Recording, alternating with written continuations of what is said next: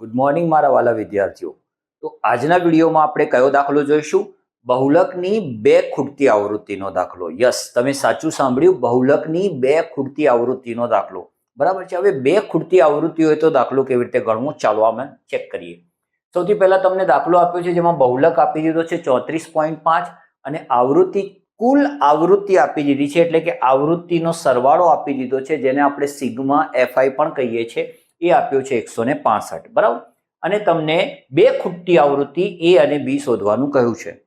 અહીંયા એક મારો ગુરુ મંત્ર ખાસ યાદ રાખજો કે જ્યારે બે ખૂટતી આવૃત્તિ હોય બેટા તો હંમેશા બે એક્સ્ટ્રા વસ્તુ તમને દાખલામાં આપેલી હશે। તો જો અહીંયા તમને બહુલકની સાથે સાથે કુલ આવૃત્તિ પણ આપી છે। એક ખૂટતી આવૃત્તિનો દાખલો હશે તો એક માહિતી એક્સ્ટ્રા, બે ખૂટતી આવૃત્તિનો દાખલો હશે તો બે માહિતી એક્સ્ટ્રા। બરાબર। હવે એ શોધવા માટે આપણે શરૂઆત કેવી રીતે કરીશું? તો આપણે જેમ નોર્મલ દાખલો ગણીએ છીએ કે ભાઈ સૌથી મોટી આવૃત્તિ ધરાવતો વર્ગ એ આપણો બહુલક વર્ગ છે અને પછી એ વર્ગમાંથી આપણે બહુલકની કિંમત અલગ કરીએ છીએ। આ રીતે આ દાખલો નહીં ગણી શકાય, એટલે કે અહીંયા તમે સૌથી મોટી આવૃત્તિ નક્કી નહીં કરી શકો, કેમ કે અહીંયા બે કિંમતો એવી છે જે અજ્ઞાત છે, જેની કિંમત હાલ આપણને ખબર નથી। તો આ સિચ્યુએશનમાં આપણે શું કરીશું? તો આ સિચ્યુએશનમાં બહુલક વર્ગ નક્કી કરવા માટે તમને બહુલક આપી જ દીધો છે 34.5। બરાબર। તો આપણે એના ઉપરથી બહુલક વર્ગ નક્કી કરી શકીશું। બરાબર। તો 34.5 કયા વર્ગમાં છે? 32 થી 41માં। તો આપણો બહુલક વર્ગ થશે 32 થી 41। ઓકે, તો આ રીતે આપણને બહુલક વર્ગ મળી જશે। ઓકે, હવે બહુલક વર્ગ મળી ગયો તો 12.5 પણ ત્યાં જ વગાડી દો, તો અહીંયા વગાડીએ 12.5।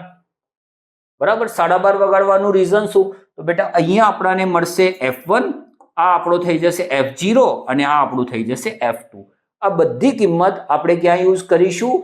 બરાબર છે, સૂત્રમાં યુઝ કરીશું। સૂત્ર શું છે? તો સૂત્ર લખીએ Z બરાબર L plus F1 minus F0 upon 2F1 minus F0 minus F2 અને ગુણ્યા H। આ સૂત્ર છે, સૂત્ર આપણે યાદ રાખવાનું છે। ચલો, બહુલક આપ્યો છે, હા આપ્યો છે 34.5। L આપ્યો છે, L એટલે શું? Lower limit. લોઅર લિમિટ એટલે શું? અધસીમા। અધસીમા કોની? બહુલક વર્ગની। તો બહુલક વર્ગ આપણે જોઈએ, બરાબર, 32 થી 41, તો એમાં 32 એ આપણી લોઅર લિમિટ એટલે કે અધસીમા કહેવાય। પણ અહીંયા ખાસ આ બે કિંમતને જોવાનું છે, આપણે આ બે કિંમતને ખાસ જોવાનું છે। ઓકે, હા, એ બંને સરખા છે તો આપણો L 32 જ થશે। બરાબર। ચલો, હવે F1 તો એ તો આપણે ત્રણેય નક્કી કરી લીધું। F1 53 છે, બરાબર છે। F0 કેટલા છે? એની ઉપરની કિંમત એટલે કે A છે, બરાબર છે। 2 ગુણ્યા 53 માઇનસ A અને F2 ની કિંમત કેટલી છે? B છે, એટલે કે બીજી ખૂટતી આવૃત્તિ। બરાબર। હવે H એટલે શું? હાઈટ। હાઈટ એટલે શું? વર્ગ લંબાઈ। કોણ? આ જે વર્ગો વચ્ચેનું અંતર તમને દેખાય છે આને H કહેવાય, આને વર્ગ લંબાઈ કહેવાય। બરાબર છે। 5, 14, 23 તો કેટલાનું અંતર છે? તો જોઈને ખબર પડે છે 9 નું અંતર છે। બરાબર। એટલે અહીંયા આપણો H જે થશે બેટા એ થશે 9। બરાબર। તો આ રીતે પહેલા બધી કિંમત આપણે આપણા સૂત્રમાં મૂકી દીધી। બરાબર। હવે ગણતરીને આગળ વધારીએ તો આ 32 પ્લસ છે, આમ જશે તો માઇનસ। 34.5 માંથી 32 જશે તો કેટલા વધશે? 2.5। મેં ડાયરેક્ટ લખ્યું છે। ઓકે, ચલો, હવે આ 9 કોની સાથે ગુણાશે? આ અંશ સાથે ગુણાશે, એટલે કે આ અંશના બંને પદ સાથે આ 9 ગુણાશે। તો 9 તરી 27, 2 9 પંચા 45 ને 2 47। બરાબર, એટલે કે 477 આવશે 53 ને જ્યારે 9 સાથે ગુણીશું અને એ ને 9 સાથે ગુણીશું તો એ થઈ જશે 9A। ઓકે, હવે અહીંયા ગણતરી કરીએ તો આ 2 53 સાથે ગુણાશે તો એ થઈ જશે 106 માઇનસ A માઇનસ B। આ રીતે આપણને કંઈક પદ મળશે। હવે આપણે શું કરીશું? તો હવે અહીંયા આ જે છેદ છે એ આ 2.5 સાથે ગુણાશે, પણ આપણે અપૂર્ણાંકની સાથે ગણતરી કરીએ એના કરતાં બેટર છે કે આપણે પોઈન્ટને દૂર કરી દઈએ કે જેથી આપણી ગણતરી સરળ બની જાય। બરાબર છે। ગણિતમાં ઘણા બધા એવા રસ્તા છે કે જે તમને તમારી ગણતરીને સરળ બનાવવા માટે મદદરૂપ થાય છે, પણ આપણે શું છે એ રસ્તા જાણતા નથી હોતા। તો ચલો, 2-3 રસ્તા તો તમને હું આ વિડીયોમાં બતાવી દેવાનો છું। આ પહેલો રસ્તો તમે જોઈ લો કે આ 2.5 જે છે એને મારે પોઈન્ટ દૂર કરવો છે, તો બેટા એ થઈ જશે 25/10। બરાબર, આ રીતે તમે એની અંદરથી પોઈન્ટ દૂર કરી શકો। બરાબર, 477 માઇનસ 9a ભાગ્યા 106 માઇનસ a માઇનસ b. આ રીતે કંઈક મળ્યું. હવે જો અહીંયા બી હજુ ભાગ ચાલે છે, 5 વડે ભાગ ચલાવું તો પાયું પાયું 25 અને 5 દુ 10, એટલે ખરેખર 25/10 ને હું 5/2 તરીકે લખી શકું. સર ભાગ ના ચલાવીએ તો કઈ વાંધો નથી, તમે એમને એમ રાખીને ગણતરી કરશો તો આંકડાઓ થોડા મોટા આવશે, એ તમારી ગણતરીને ફરીથી અઘરી બનાવશે. તો બેટર છે કે આપણે આ ભાગ ચલાવીને ગણતરી કરીએ. જો 25 અને 10 વડે કોઈકને ગુણવું એના કરતાં સારું છે કે 5 અને 2 વડે ગુણીએ, રાઈટ? બરાબર. ચલો હવે ચોકડી ગુણાકાર કરીએ. તો આ જે આખું પદ છે 5 સાથે ગુણાશે અને આ જે આખું પદ છે 2 સાથે ગુણાશે. હું ગણતરીને અહીંયા કરું છું. ઓકે, તો 5 સાથે કોણ ગુણાશે? તો 5 સાથે ગુણાશે 106 માઇનસ a માઇનસ b બરાબર. અને 2 કોની સાથે ગુણાશે? 477 માઇનસ 9a. તો 2 કૌંસમાં 477 માઇનસ 9a. ઓકે, આ રીતે ચોકડી ગુણાકાર થશે. ચલો ગણતરીને આગળ વધારીએ. 5 ને આની સાથે ગુણીએ તો 5 એકા 5 ને 5 છંગ 30 એટલે કે 530. a સાથે ગુણીએ તો 5a, b સાથે ગુણીએ તો 5b બરાબર. પણ બંને કેવા? માઇનસ. યસ. હવે આને 2 વડે ગુણીએ તો 7 દુ 14 વધી પડી 1, 7 દુ 14 1 15 વધી પડી 1, 4 દુ 8 ને 9 બરાબર. અને 9 દુ 18. આટલું આપણાને આવડે. તો આ સામાન્ય ગુણાકાર આપણે કર્યો. હવે સર શું કરવું જોઈએ? તો હવે અહીંયા તમે ધ્યાનથી જુઓ, તમે ત્રીજું ચેપ્ટર ભણી ગયા. ત્રીજા ચેપ્ટરમાં આપણે શું શીખ્યા? દ્વિચલ સુરેખ સમીકરણ યુગ્મો. એટલે કે એમાં એક સમીકરણ શીખ્યા કેવું? દ્વિચલ, કે જેમાં 2 ચલ હોય. 2 ચલ એટલે XY, ST, AB બરાબર છે. તો એવી જ રીતે તમે જો આ પણ એક સમીકરણ છે અને આમાં પણ 2 ચલ છે. તો અહીંયા તમને એક સમીકરણ મળશે.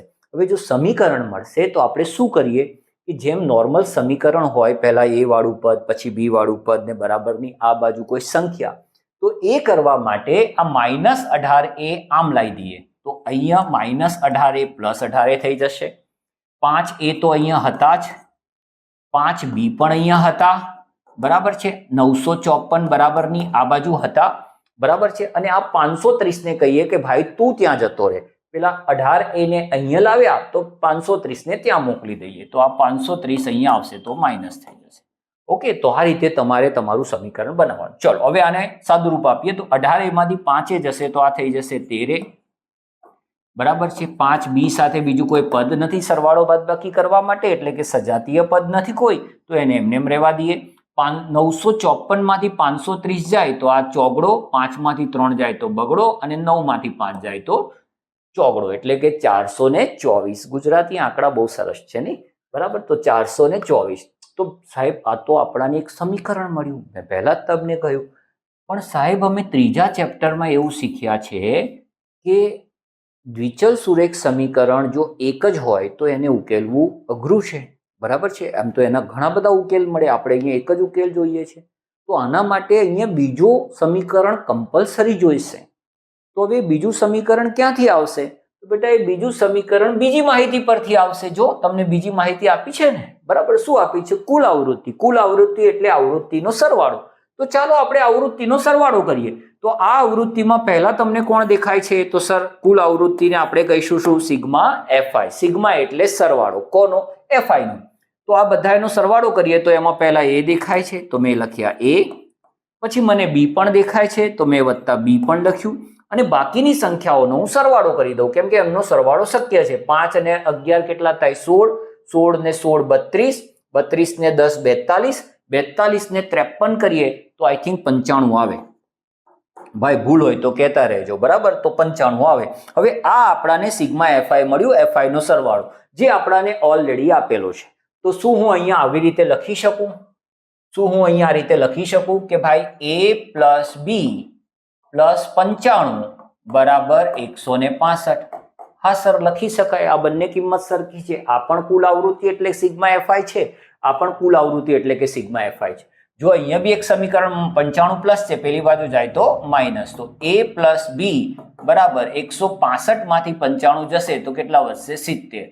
જોઈ લો બીજું સમીકરણ મળી ગયું. હવે આપણી પાસે છે સમીકરણ 1 અને સમીકરણ 2. આને આપણે ઉકેલવું છે. સર આને ઉકેલવા માટે અમે 2 રીત શીખ્યા છે. એક આદેશની રીત અને બીજી લોપની રીત. તો સર અમને લોપની રીત બહુ ગમે છે. હા, મને પણ બહુ ગમે છે. બરાબર. જો કે તમે અહીંયા આદેશની રીતનો પણ ઉપયોગ કરી શકો છો. ઓકે, તો તમે કોઈ પણ એક રીતે આ દાખલાને ઉકેલશો તો તમને એ અને બી ની કિંમત મળી જશે. ચિંતા ના કરો, હું તો શીખવાડી જ રહ્યો છું, પણ હું તમને એમ કહી રહ્યો છું કે તમે જ્યારે જાતે પ્રયત્ન કરતા હોય તો જરૂરી નથી કે હું અહીંયા લોપની રીત શીખવાડું તો તમારે લોપની રીતે જ દાખલો ગણવાનો, અને હું આદેશની રીત શીખવાડું તો તમારે આદેશની રીતે જ દાખલો ગણવાનો. બરાબર. તમે બીજી રીતનો પણ ઉપયોગ કરી શકો છો. હાલ હું અહીંયા લોપની રીતનો ઉપયોગ કરીશ. હવે લોપ તમે બધા જાણો છો કે લોપ કરવા માટે આપણે અહીંયા જે ચલનો લોપ કરવો છે એ ચલના સહગુણકોને સરખા કરીશું અને નિશાની અલગ અલગ કરીશું. તો પહેલા આપણે નક્કી કરી લઈએ કે આપણે કયા ચલનો લોપ કરવો છે. સર મારે બી નો લોપ કરવો છે. Very good. તો અહીંયા બી ની આગળ કઈ સંખ્યા છે? 5, અને અહીંયા કોણ છે? 1. તો હવે 5 ને મારે 1 બનાવવા છે અથવા 1 ને 5 બનાવવા છે. તો વધારે સરળ શું રહેશે? 1 ને 5 બનાવવા. તો આ 1 ને 5 બનાવવા માટે સમીકરણ 2 ને મારે કેટલા વડે ગુણવા પડશે? 5 વડે. તો અહીંયા હું લખું છું કે સમીકરણ 2 ને 5 વડે ગુણતા. ઓકે, તો હું આને 5 વડે ગુણી દઉં તો આ થઈ જશે 5a પ્લસ 5b. બરાબર. બધા પદને ગુણવાનું છે, ને 70 ને 5 વડે ગુણીએ તો 7 પંચા 35 એટલે કે 350. હવે એની નીચે સમીકરણ 2 મૂકી દઈએ એટલે કે 13a માઇનસ 5b બરાબર 424. ઓકે, ચાલો હવે બીજું કામ શું છે? નિશાની અલગ અલગ હોવી જોઈએ. કોની? બરાબર. તો જે ચલનો લોપ કરવાનો છે, આપણે નક્કી કર્યું કે આપણે બી નો લોપ કરવાનો છે, તો સર ઓલરેડી નિશાની અલગ અલગ છે તો અલગ અલગ કરવાની જરૂર નથી. જો સરખી હોત તો અલગ કરવી પડે. તો હવે અહીંયા આ બંને ઉડી જશે. બરાબર છે. હવે 5a અને 13a નો સરવાળો કરીશું તો એ આવશે 18a, અને આ બંનેનો સરવાળો કરીશું તો 4, 7 અને 7 એટલે કે 774. બરાબર. હવે 18 ગુણાકારમાં છે, આમ જશે તો ભાગાકારમાં. તો આપણને અહીંયા એ બરાબર મળશે 774 અને ભાગ્યા કેટલા? 18. હવે 774 ને 18 વડે ભાગીએ. આ ભાગાકાર કરતા પહેલા તમારા મગજમાં એક વાત ક્લિયર હોવી જોઈએ. શું ક્લિયર હોવી જોઈએ? કે આપણે શોધી રહ્યા છે ખૂટતી આવૃત્તિ. ખૂટતી આવૃત્તિ હંમેશા જ્યારે તમે એનો જવાબ શોધશો તો એનો જવાબ જે છે એ ધન પૂર્ણાંક જ આવશે. એટલે ક્યારે પણ અપૂર્ણાંક નહીં આવે અને ક્યારે પણ ઋણ નહીં આવે. તો નક્કી જ છે કે આ ભાગ ચાલતો હશે. જો નથી ચાલતો તો તમે ભૂલ કરી છે. હાલ તો મેં ભૂલ કરી છે, પણ જો તમે ગણતા હોય અને આ ભાગ ના ચાલે તો સમજી લો કે તમે ભૂલ કરી છે. ચલો આપણે ભાગાકાર કરીએ. તો 18 ચોક 72 થાય. હા સર, 18 ચોક 72 થાય. બરાબર. કેટલા વધ્યા? 5. 5 ને પાછળ ચોગડો છે, 18 તરી 54. બરાબર. જોઈ લો ભાગ ચાલ્યો. કોના વડે ભાગ ચાલ્યો? 43 વડે. તો એ નું મૂલ્ય આવ્યું 43. બરાબર. હવે મારે બી નું મૂલ્ય પણ શોધવું છે. તો જો હું આ એ નું મૂલ્ય સમીકરણ 2 માં મૂકીશ તો મને કોનું મૂલ્ય મળી જશે? બી નું. બરાબર. તો 70 માંથી 43 જશે તો 27 આવશે. એટલે બી નું મૂલ્ય આવશે કેટલું? 27. બરાબર. તો આ રીતે બેટા આપણે ખૂટતી આવૃત્તિ શોધવાની હતી. આશા રાખું છું કે તમને વિડીયો ગમ્યો હશે. ગમ્યો હોય તો લાઈક કરજો. બરાબર છે. અને જે પણ ડિફિકલ્ટી હોય એ ડિફિકલ્ટી તમે કમેન્ટ અથવા મારી ટેલિગ્રામ ચેનલમાં જોડાઈને તમે મારા સુધી મોકલી શકો છો. મને તમે વોટ્સએપ પણ કરી શકો છો. બધી ડિટેલ મેં ડિસ્ક્રિપ્શનમાં આપેલી છે. તો મળીએ છીએ નવા વિડીયોમાં. ત્યાં સુધી આવજો.